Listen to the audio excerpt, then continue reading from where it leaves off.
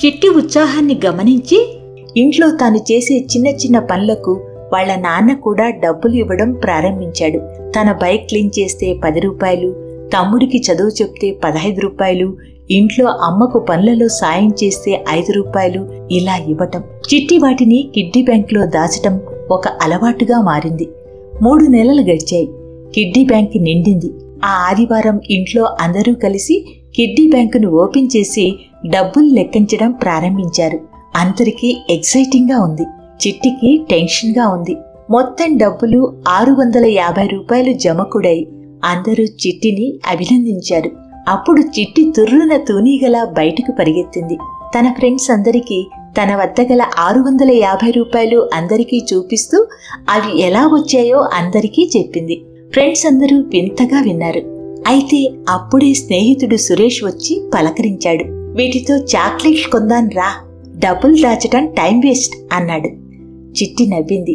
సురేష్, చిన్న ఆనందం కొద్దిసేపే నిలుస్తుంది, కానీ నేను దీనితో రిమోట్ కార్ కొనాలి, రెడ్ రిమోట్ కార్. అది నా కల, అది నా విజయం అంది.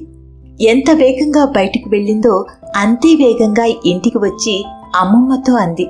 థ్యాంక్స్ అమ్మమ్మ, నా ఫ్రెండ్స్ అంతా నన్ను గొప్పగా చూశారు. నేను దీనిని కంటిన్యూ చేస్తాను, బోలెడన్ని డబ్బులు దాచుకుంటాను, అస్సలు ఖర్చు చేయను అని చెప్పింది. అందుకు అమ్మమ్మ, తప్పమ్మా, డబ్బులు దాచుకోవాలి, కానీ అవసరమైన వాటికి ఖర్చు కూడా చేయాలి. నీ విజయానికి గుర్తుగా నీ కలల ఎర్ర రిమోట్ కార్ను కొనుక్కో. దానిని నీవు నేర్చుకున్న ఈ పాఠానికి గుర్తుగా దాచుకో. నీవు పెద్దయిన తర్వాత ఈ అలవాటు నీకు ఎంత మేలు చేస్తుందో తెలుస్తుంది అని చెప్పింది. అంతేకాదు, ఆ రాత్రికి చిట్టి తన డైరీలో ఇలా రాసింది. కొద్ది కొద్దిగా నేను దాచుకున్న రూపాయలే నాకు పెద్ద గొప్ప బహుమతిని తెచ్చిపెట్టాయి. థ్యాంక్స్ టు అమ్మమ్మ, నాకు జీవితంలో మొదటి పొదుపు పాఠం నేర్పించినందుకు అని రాసుకుంది. ఈ కథలో నీతి ఏంటంటే, చదవటం మంచి మార్కులు తెచ్చుకోవడం లాగానే పొదుపు పిల్లలకు అలవాటు కావాలి. దాచే చిన్న చిన్న రూపాయలే పిల్లల ఆర్థిక భవిష్యత్తును నిర్మిస్తుందనే సత్యాన్ని చిన్నప్పుడే పిల్లలకు నేర్పాలి. అది పెద్దలుగా మన బాధ్యత.